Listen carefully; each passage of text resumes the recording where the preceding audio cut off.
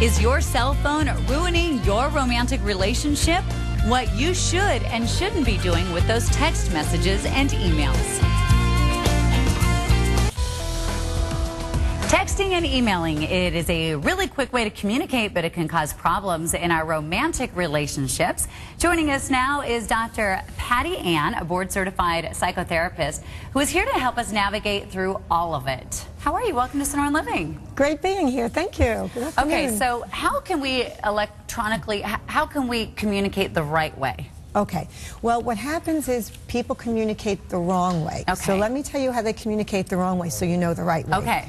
Okay. So what happens is we're out with our partner and we're at a dinner or at the movies or whatever, and our pager goes off, or we get an email, we get a text, our BlackBerry Messenger goes off.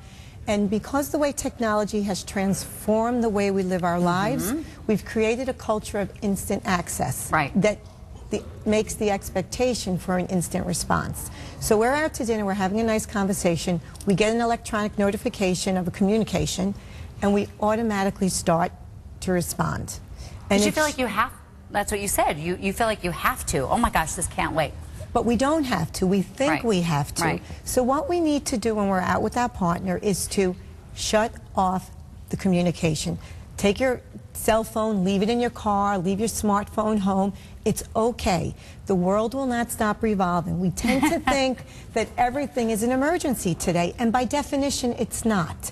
So we really need to learn to not allow technology to run our lives. It's just an adjunct to a good life. But if it becomes the way we live our lives around technology, it's not what we want to do. Now, do you think this is just for when you're, on a first date, a second date, you're sort of courting each other?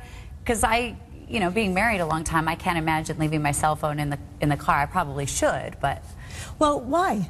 What's wrong with leaving the cell phone in the car for a 1-hour dinner date? No, I think you're right. I know what you're saying is enjoy the moment. No matter who you are, whether you're dating or not dating, you really should enjoy the moment. Or you're right. Maybe the dinner could be a little nicer if I left it in the car. Well, what happens is no matter how long you're with your partner, you need to have time to create intimacy. Right. And you get the intimacy by connecting one-on-one. If you're constantly connecting electronically with somebody else besides the person that you're with, it really impacts and diminishes the level of intimacy that you're creating in your relationship, and it doesn't really help with the romance. So my guess is you don't think it's a good idea to break up via text or email either? Break up? Break up with someone via text and email? Oh, no. Old school, one-on-one. I know it's prevalent. I know people do it.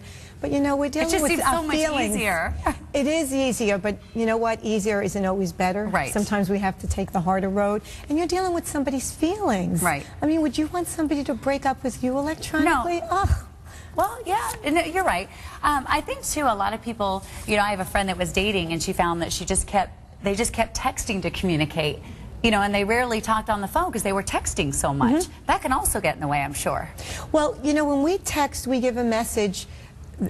It's not necessarily who we are, it's who we want somebody to think that we are. So if the bulk of our courtship is through texting or electronic communication, then when we are with that person, we're like, who is this person? That's not the person that was texting me for the last 4 months. Right. So you really need that one-on-one connection. It's a little bit different than business. We can conduct business today electronically.